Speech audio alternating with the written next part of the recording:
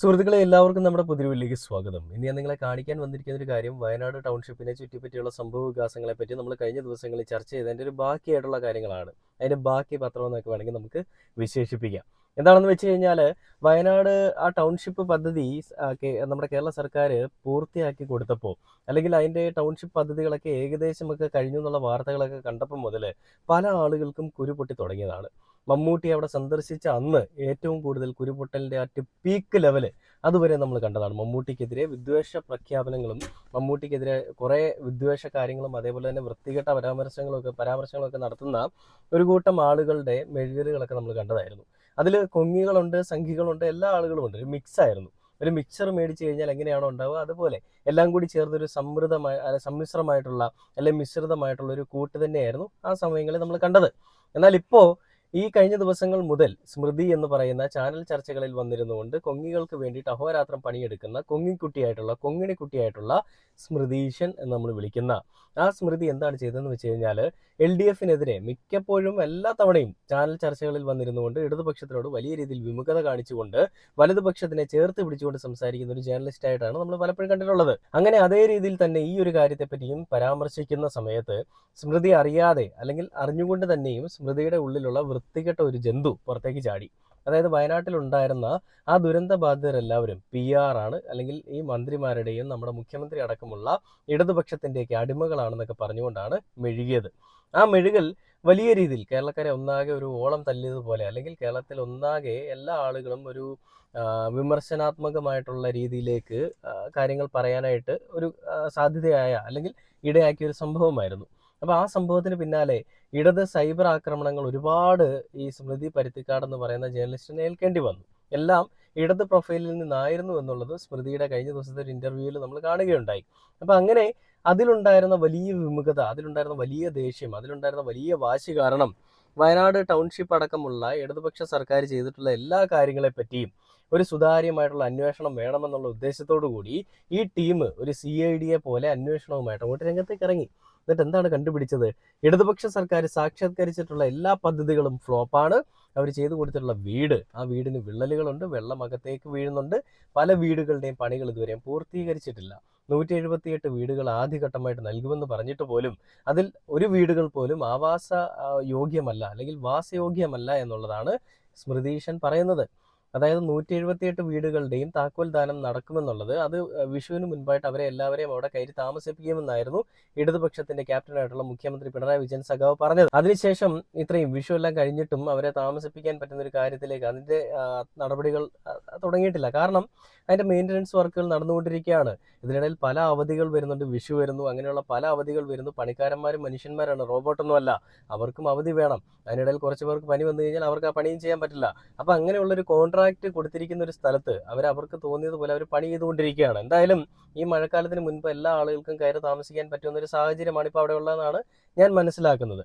178 വീടുകളുണ്ടോ എന്ന് ചോദിച്ചു കഴിഞ്ഞാൽ വീടുകളുണ്ട്. അതിൻ്റെ പല വീടുകളുടെ വയറിങ് മാത്രമേ ഇനിയും കഴിയാനായിട്ടുള്ളൂ. അങ്ങനെ ഇരിക്കുന്ന സാഹചര്യത്തിലാണ് വീടിൻ്റെ മുകളിലുണ്ടായിരുന്ന ഒരു വര ഏതോ ഒരു ചിത്രശലഭം എന്തോ പോയപ്പോൾ അല്ലെ ഏതോ ഒരു വണ്ട് പോയ സമയത്ത് ഒരു വര വീണു. എന്ന് ഞാൻ പറഞ്ഞത് വേറെ രീതിയിൽ പറഞ്ഞതേ ഉള്ളൂ. ശരിക്കും അത് മാർക്കർ കൊണ്ട് വരച്ചൊരു വരയാണ്, അത് മാർക്ക് ചെയ്തിരിക്കുന്ന ഒരു വരയായിരുന്നു. അങ്ങനെ മാധ്യമങ്ങൾ ഇതൊരു വിള്ളലാണെന്നും വീടിന്റെ മുകളിൽ വിള്ളൽ ഉണ്ടായിട്ടുണ്ടെന്നും പറഞ്ഞുകൊണ്ട് വലിയ രീതിയിൽ മെഴുകുന്നത് കണ്ടപ്പോൾ ആ സംഭവ സ്ഥലത്തേക്ക് നേരിട്ട് റവന്യൂ മന്ത്രിയായിട്ടുള്ള രാജൻ അവിടേക്ക് എൻട്രി ആവുന്നു. അങ്ങനെ രാജൻ അവിടെ ചെന്നപ്പോൾ പൊളിഞ്ഞത് സ്മൃതി അടക്കമുള്ള കുഞ്ഞികൾക്ക് വേണ്ടിയിട്ട് അഹോരാത്രം പണിയെടുക്കുന്ന ഒരു ടീംസിന്റെ വ്യാജ നാടകമായിരുന്നു, വിള്ളൽ നാടകമായിരുന്നു. ആ വിള്ളൽ നാടകത്തിന് അതോടുകൂടി തിരശീല വീഴുന്നു. ഈ രാജൻ എന്ന് പറയുന്ന മന്ത്രി അദ്ദേഹം ഒരു സാൻഡ് പേപ്പർ എടുത്തിട്ട് ആ ഒരു ഭിത്തിയിൽ 2 വര വരയ്ക്കുമ്പോൾ അല്ലെ 2 തുടയ്ക്കുമ്പോൾ ആ സാധനമൊക്കെ വാനിഷായി പോയി. അപ്പം മന്ത്രി അവിടെ വെച്ച് തന്നെ ചോദിക്കുന്ന ചോദ്യങ്ങളുണ്ട്, മാധ്യമങ്ങൾ അടക്കമുള്ള ആളുകളോട് ചോദിക്കുന്നുണ്ട്, ഇതിപ്പം മാറിയിട്ടുണ്ടോ? അപ്പം മാധ്യമങ്ങൾ പറയുന്നത് എല്ലാം ക്ലിയർ ആയിട്ടുണ്ട് എന്നുള്ള രീതിയിൽ തന്നെ മാധ്യമങ്ങൾ പറയുന്നുണ്ട്. ഞാൻ ആ ഒരു വീഡിയോ നിങ്ങളെ കാണിച്ചു തരാം.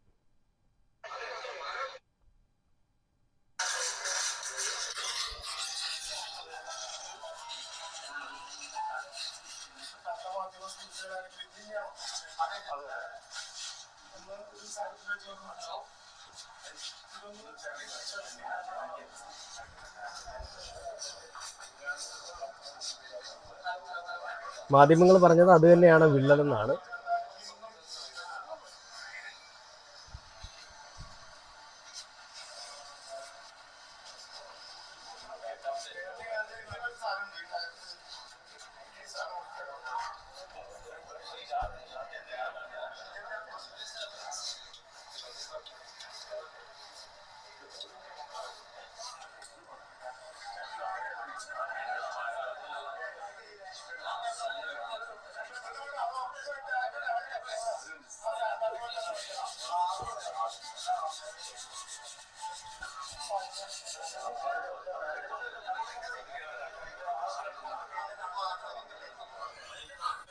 കണ്ടില്ലേ? പിന്നീട് ഈ വീഡിയോയിൽ ഡയറക്റ്റ്ലി ലൈവായിട്ട് തന്നെ കെ രാജൻ എന്ന് പറയുന്ന മന്ത്രി ആ വീടിന്റെ ആ ഒരു ആളുകളുടെ മുകളിലേക്ക് കയറി നിന്നുകൊണ്ട് ആ വീടിന്റെ മുകൾ ഭാഗത്തുണ്ടായിരുന്ന ആ ഒരു സ്ക്രാച്ച് മാറ്റി കൊടുക്കുകയാണ്. ശരിക്കും ഒരു മാർക്കറിന്റെ ഒരു പാടാണ് കേട്ടോ. പിന്നെ നമുക്കറിയാം ഇന്നത്തെ കാലാവസ്ഥ അനുസരിച്ചിട്ട് ഭയങ്കരമായിട്ടുള്ള ചൂടാണ്, അസഹനീയമായിട്ടുള്ള ചൂടാണ്. അത് സഹിക്കാൻ നമുക്ക് ആർക്കും സാധിക്കുന്നില്ല. അങ്ങനെ ഇരിക്കുന്ന സമയത്ത് ഒരു സിമെന്റ് കൊണ്ടുണ്ടാക്കിയ ഒരു കെട്ടിടത്തിന് അത് ഇങ്ങനെ ആ ഒരു കെട്ടിടത്തിനെ ഏൽക്കുന്ന സമയത്ത് സ്വാഭാവികമായിട്ടും ചെറിയ സ്ക്രാച്ചുകൾ വരും. ആ സ്ക്രാച്ചിനെ വീടിന്റെ അപാകതയാണെന്നും പണി നടത്തിയത് മോശമായിട്ടുള്ള രീതിയിലാണെന്നും ആ കൊടുത്തിട്ടുണ്ട് 748 കോടിയും മുക്കിക്കൊണ്ട് സർക്കാർ വൃത്തികേട് കാണിക്കുന്നുവെന്നും പറഞ്ഞുകൊണ്ടാണ് സ്മൃതീശന്റെ അല്ലെങ്കിൽ സതീശൻ ജിയുടെ ആളുകൾ കളിച്ചത്. എന്നാൽ ആ കളികളെല്ലാം കെ രാജൻ എന്ന് പറയുന്ന മന്ത്രി അവിടെ എത്തിയതോടുകൂടി എല്ലാം അപ്പാടെ മാറിയിട്ടുണ്ടായിരുന്നു. എന്നാൽ ഈ സംഭവങ്ങൾക്ക് ശേഷം മന്ത്രി അവിടെ വന്നെല്ലാം തുടച്ച് മായച്ചതിന് ശേഷം ഒരു ടീം അവിടേക്ക് ഇറങ്ങി. ഏത് ടീമാണ്? വയനാട് ദുരന്തബാധിതർക്ക് വീട് വെച്ച് നൽകുമെന്ന് പറഞ്ഞുകൊണ്ട് കല്ലിട്ട് പണി ആരംഭിച്ചു എന്ന് പറഞ്ഞുകൊണ്ട് അവിടെ ചെന്ന് മാധ്യമ സംഘങ്ങൾ വീഡിയോ റെക്കോർഡ് ചെയ്യാൻ നോക്കുമ്പോൾ ഒരു വലിയൊരു ഗ്രൗണ്ട്, വലിയൊരു മൈതാനം, അവിടെ കല്ല് പോയിട്ടൊരു പുല്ല് പോലും ഇല്ല. പണി തുടങ്ങിയെന്ന് വി.ഡി. സതീശൻ പറഞ്ഞ സ്ഥലത്ത് പണി പോയിട്ടൊരു കോപ്പും തുടങ്ങിയിട്ടില്ല. അവിടെ ഒരാൾ പോലും ഒന്നും ചെയ്തിട്ടില്ല എന്നുള്ളൊരു കാഴ്ച കൂടിയായിരുന്നു നമ്മൾ മാധ്യമങ്ങളിൽ കൂടി ആ സമയത്ത് കണ്ടത്. മാധ്യമങ്ങളെ പച്ചയായിട്ട് ഈ വി.ഡി. സതീശൻ വെല്ലുവിളിച്ചുകൊണ്ടാണ് പറഞ്ഞത്, നിങ്ങൾ അവിടെ പോയി നോക്കൂ, പണി തുടങ്ങിയിട്ടുണ്ട്, നിങ്ങൾ പോയി നോക്കൂ. കൈരളി ടി വിയോട് എസ്പെഷ്യലി അത് കേട്ടപ്പോൾ കൈരളി ടി വിക്ക് ശരിക്കും കുരുപൊട്ടി. കൈരളി ടി വി തന്നെ അവിടെ പോയി വീഡിയോ എടുക്കുന്നു. എടുത്തപ്പോൾ അവിടെ ഒന്നുമില്ല, ഒരു പൊങ്കാല ഇടാൻ പറ്റിയൊരു സ്ഥലം പോലെ അതിങ്ങനെ നീണ്ടു നിവർന്ന് കിടക്കുകയാണ്. അപ്പോൾ അതിൽ കിട്ടിയിട്ടുള്ള പൈസ എല്ലാം ഇവിടെ പോയി എന്നുള്ള ചോദ്യങ്ങൾ വന്ന സമയത്താണ് UDF വലിയൊരു അടി കിട്ടിയത്. അപ്പോൾ അവർ പറഞ്ഞത് അതിന് കിട്ടിയ ഫണ്ടല്ല ആപ്പ് നിർമ്മാണത്തിനും അതുപോലെയുള്ള കോപ്പിനും മറ്റിനുമൊക്കെ എടുത്തു എന്നാണ്.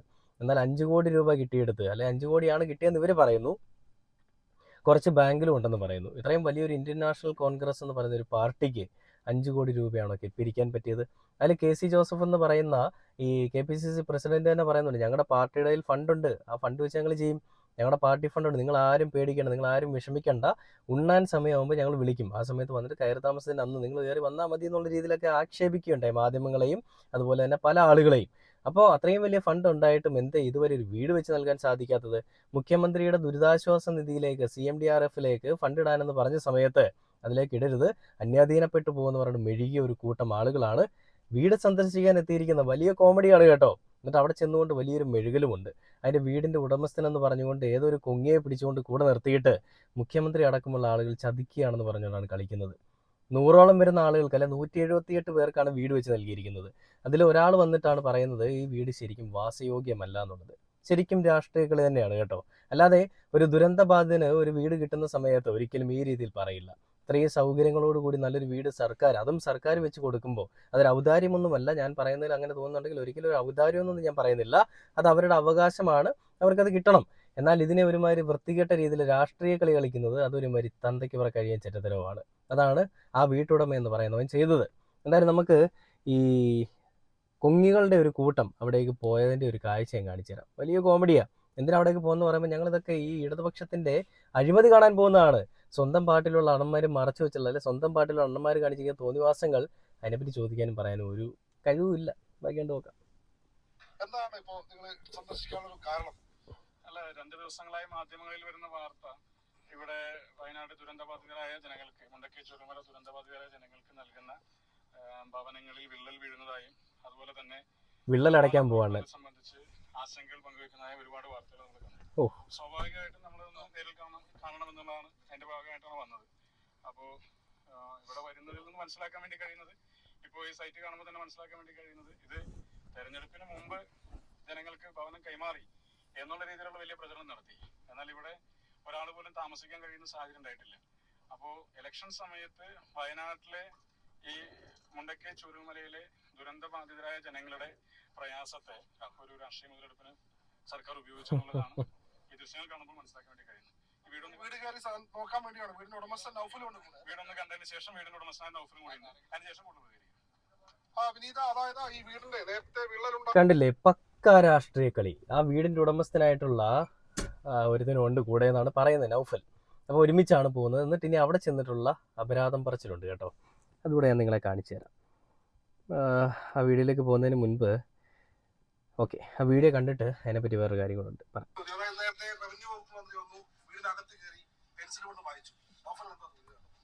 എനിക്ക് തോന്നിയത് എന്തോ ഒരു കിളി പോയവരാണ് സത്യം പറയാം. കാരണം ഈ മാർക്ക് ചെയ്തവിടെ കറക്റ്റ് ലീക്കുള്ളവിടെ മാർക്ക് ചെയ്തവിടെ അത് ഈ ഊരാളുകൾ ഉദ്യോഗസ്ഥന്മാരെന്നെ വന്നിട്ട് മാർക്ക് ചെയ്തത്, അല്ലെങ്കിൽ ഞാനൊന്നല്ല മാർക്ക് ചെയ്തത്.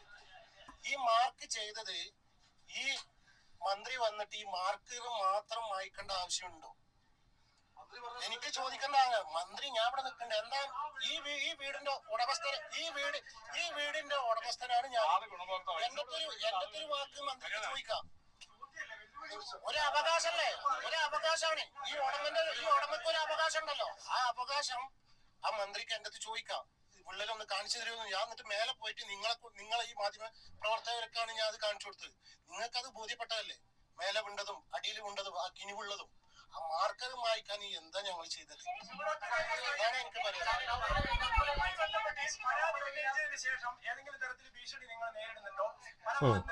പല ഭാഗത്തുനിന്ന് ഭീഷണിയുണ്ട്. അത് ഞാൻ ഇതിന്റെ ഒരു 2-3 ദിവസം നമ്മളൊന്ന് വെയിറ്റ് ചെയ്യണം. കാരണം അത്രയധികം ഭീഷണി എനിക്ക് വരുന്നുണ്ട്. വലിയ ഭീഷണി, എനിക്ക് വലിയ ഭീഷണികൾ പല ഭാഗത്തു നിന്നും വരുന്നുണ്ട്. അത് മാധ്യമങ്ങളെടുത്ത് ചോദിക്കുമ്പോഴേ പറയാൻ, അതിന് മുൻപ് പറയാനില്ല.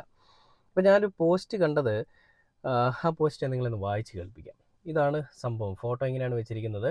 വയനാട്ടിലെ ആളുകളുടെ ദുരന്തബാധിതരുടെ ഫണ്ട് എടുത്തുകൊണ്ട് പുട്ടടിച്ചിട്ട് തോന്നിവാസം കാണിച്ച ആളുകളാണ് കൂടെ നിന്നുകൊണ്ട് ചിരിക്കുന്നത്. കിളി പോയി എന്ന് പറയുമ്പോൾ ചിരിക്കുന്നവരാണ്. അപ്പോൾ ഈ പോസ്റ്റിൽ എന്താ പറയുന്നുള്ളത് കേട്ട് നോക്കാം. അപ്പോൾ ഇങ്ങനെയാണ് പറയുന്നത്: ദുരന്തബാധിതരുടെ കണ്ണീര് വിറ്റ് കാശാക്കിയവരുടെ തൊലിക്കെട്ടി അപാരം. പണം പിരിച്ച് പുട്ടടിച്ച യൂത്ത് കോൺഗ്രസിന്റെ രാഷ്ട്രീയ നാടകം ജനങ്ങൾ തിരിച്ചറിയും. ദുരന്തബാധിതരെ നെഞ്ചോട് ചേർത്ത് പിടിച്ച് സംരക്ഷിച്ച റവന്യൂ വകുപ്പ് മന്ത്രി സഖാവ് കെ രാജനെ അപമാനിക്കാനാണ് യൂത്ത് കോൺഗ്രസിന്റെ ശ്രമം. ഇതിനെതിരെ ദുരന്തബാധിതർ തന്നെ രംഗത്ത് വരണം.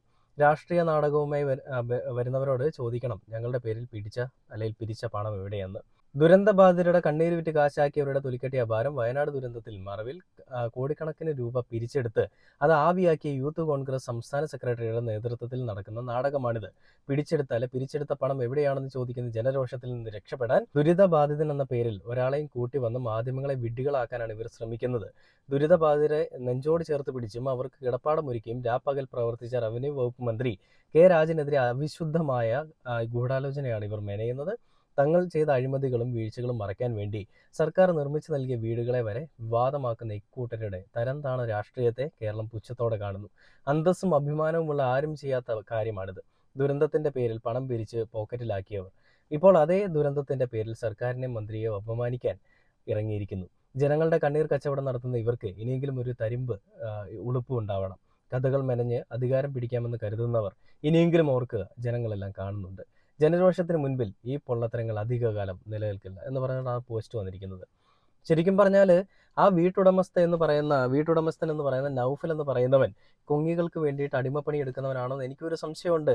ആ വയനാട്ടിലെ ദുരിതബാധിതർക്ക് വേണ്ടിയിട്ട് ഒരു വീട് വെച്ച് നൽകുക എന്നുള്ളൊരു പദ്ധതിയുമായിട്ട് കേരള സർക്കാർ പോയ സമയം മുതൽ തുടങ്ങിയ കളികളാണ് ഈ കൊങ്ങികളുടെ. അങ്ങനെ കളിച്ചാണ് കൊങ്ങികളുടെ ഈ കളികൾ ഈ ലെവൽ വരെ എത്തിയിരിക്കുന്നത്. ഇവരുടെ കുട്ടി കൊങ്ങിയായിട്ടുള്ള സ്മൃതി എത്തിയതോടുകൂടിയാണ് കളവൊന്ന് കുറച്ചുകൂടി തീ പിടിച്ചത്. അങ്ങനെ തീ പിടിച്ച സമയത്ത് ആ തീ അണയ്ക്കാൻ വേണ്ടിയിട്ട് ഇടത് സൈബർ മാധ്യമത്തിലുള്ള സൈബർ പോരാളികൾ ഒരുപാട് ഇറങ്ങിയപ്പോൾ സ്മൃതിക്ക് വീണ്ടും കുരുപൊട്ടി. അങ്ങനെ സ്മൃതീഷൻ്റെ പല മെഴുകലുകൾ വീണ്ടും ഇങ്ങനെ അലയടിച്ചുകൊണ്ടിരിക്കുകയാണ്. അതിൽ സ്മൃതിയുടെ പല മെഴുകലുകളിൽ ശ്രദ്ധേയമായിട്ടുള്ള കുറേ എണ്ണം ഞാൻ നിങ്ങളെ കേൾപ്പിച്ചു. എന്നാൽ ഇന്ന് വന്നിരിക്കുന്നതിലും വീണ്ടും കുറേ കാര്യങ്ങളുണ്ട്. അതിൽ പറഞ്ഞിരിക്കുന്ന ഒരു വീഡിയോ ഞാൻ നിങ്ങളെ കാണിച്ചു തരാം. പ്രതിപക്ഷ നേതാവ് മുഖ്യമന്ത്രി ആവുകയാണെങ്കിൽ പറഞ്ഞ കാര്യങ്ങൾ നടപ്പാക്കുമോ എന്ന് നോക്കും, ഇല്ലെങ്കിൽ ഉറപ്പായി ഞാൻ വിമർശിക്കും. എന്നിട്ട് എവിടെയാണ് സ്മൃതി?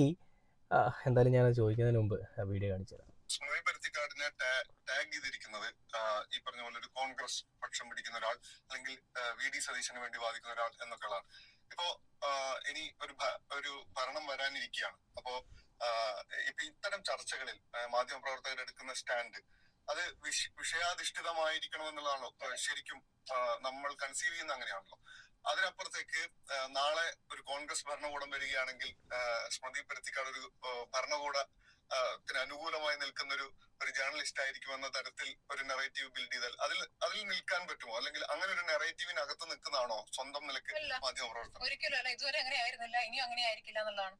ഒരു സർക്കാർ വന്നാൽ സർക്കാരിനെ പ്രതീക്ഷയോടെയാണ് നമ്മൾ നോക്കുക, സർക്കാർ എങ്ങനെ പ്രവർത്തിക്കുന്നു എന്നുള്ളത്. ഇപ്പോൾ പ്രതിപക്ഷ നേതാവാണെങ്കിൽ കുറെ കാര്യങ്ങൾ പരിശോധിച്ച ഒരു തരത്തിൽ പഠനം നടത്തിയാണ് മുന്നോട്ട് വന്നിരിക്കുന്നത് പറയുന്നത്. അദ്ദേഹമാണോ മുഖ്യമന്ത്രിയാണെന്ന് നമുക്കറിയില്ല. മുഖ്യമന്ത്രിയാവുകയാണെങ്കിൽ അദ്ദേഹം ഈ പറഞ്ഞ കാര്യങ്ങളൊക്കെ നടപ്പാക്കുമെന്ന് നമ്മൾ നോക്കും.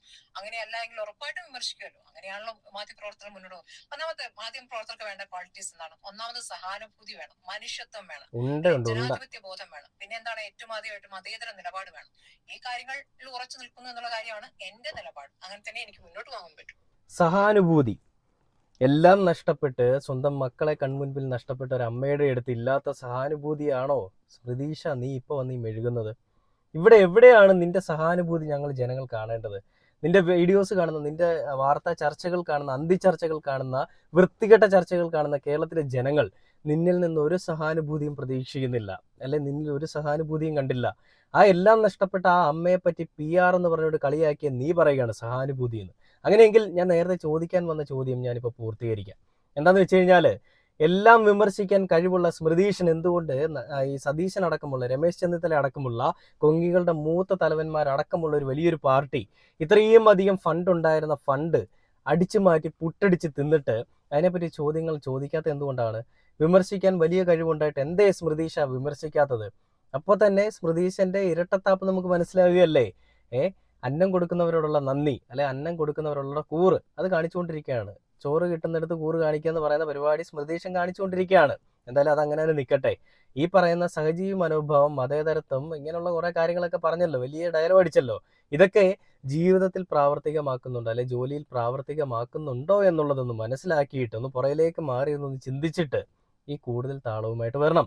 ഇപ്പോൾ ഇവിടെ ഇടതുപക്ഷത്തിന്റെ ആ ഒരു വൃത്തികേടുകളാണെന്നും പറഞ്ഞുകൊണ്ട്, അവരെ ഇടതുപക്ഷം കാണിക്കുന്ന വൃത്തികേടാണെന്നും പറഞ്ഞുകൊണ്ട് വലതുപക്ഷം ഇറങ്ങിത്തിരിച്ച് നടക്കുമ്പോൾ, അല്ലെ ഇറങ്ങിത്തിരിക്കുമ്പോൾ നിങ്ങളൊന്ന് ചിന്തിക്കുക, നിങ്ങൾ എന്താണ് വയനാടിന് വേണ്ടി ചെയ്തതെന്നുള്ളത്.